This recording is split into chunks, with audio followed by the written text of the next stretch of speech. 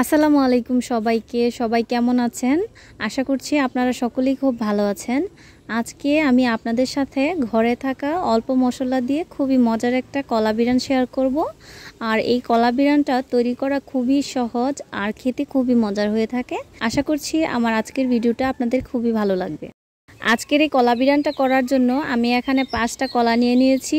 আর এই কলার দুই পাশের অংশটাকে আমি ফেলে দিয়ে তারপরে 2 টুকরো করে কেটে নিয়ে নিলাম। আর এখন দেখতেই পাচ্ছেন গরম পানির মধ্যে আমি কলাগুলোকে দিয়ে দিলাম। আর এখন এটাকে সিদ্ধ করে নিব। আর যখন কলাটা ভালো করে এরকম সিদ্ধ হয়ে যাবে তখন আমি এটাকে চুলা থেকে নামিয়ে নিচ্ছি। আর এখন একটা ব্লেন্ডার জারের মধ্যে আমি এই গরম গরম কলাগুলোকে দিয়ে দিলাম। আর আপনারা চাইলে এটাকে শিলপাটা শুকনো করেও বাটতে পারেন। এবারে কলাগুলোকে এই জারটার মধ্যে দিয়ে অল্প অল্প করে একটু পানি অ্যাড করে তারপরে এটাকে আমি সুন্দর করে মিক্স করে নেব। আর এই কলাটা মিক্স করতে বেশি একটা সময় লাগে না, দেখতেই পাচ্ছেন কলাটা একেবারে স্মুথ হয়ে গেছে। এখন আমি এটাকে একপাশে রেখে দিচ্ছি। এখন একটা কড়াইয়ের মধ্যে আমি 1/4 কাপ পরিমাণ সয়াবিন তেল দিয়ে দিলাম। আর এখন এর মধ্যে 1 টুকরো দারুচিনি, 5টা এলাচ ও সাথে 7 থেকে 8টার মতো লবঙ্গ দিয়ে দিচ্ছি 2টো ছোট সাইজের তেজপাতা। আর এখন এর মধ্যে আমি 1/2 কাপ পরিমাণ পেঁয়াজ কুচি দিয়ে দিচ্ছি। এবার এটাকে ভালো করে একটু ভেজে নিব। পেঁয়াজটা যখন ভালো করে ভাজা হয়ে যাবে তখন এর মধ্যে আমি আরও মাঝারো সাইজের 2টা পেঁয়াজ ভালো করে পেস্ট করে এর মধ্যে অ্যাড করছি। এখন এর সাথে আমি দিয়ে দিচ্ছি 1 চামচ আদা বাটা আর দিয়ে দিচ্ছি 1 চা চামচ পরিমাণ রসুন বাটা।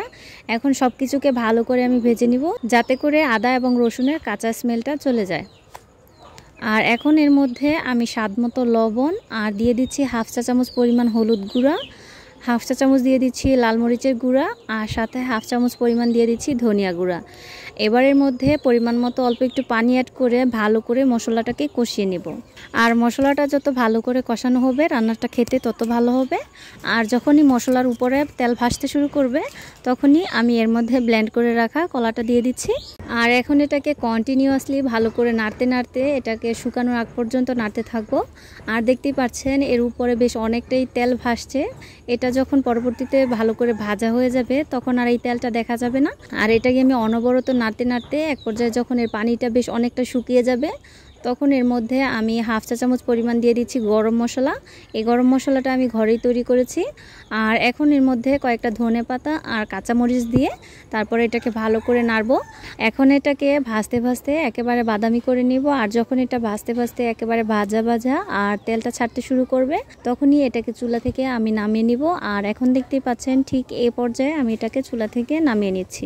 আর এখন গরম গরম সার্ভ করে নিলেই তৈরি আজকের এই মজার কলা বিরান। আর আজকের এই কলা বিরানটা খেতে খুবই মজার হয়েছিল। আশা করছি এই রেসিপিটা আপনাদের কাছে খুবই ভালো লেগেছে। যদি ভালো লেগে থাকে অবশ্যই ভিডিওটাকে লাইক, কমেন্ট এবং শেয়ার করবেন।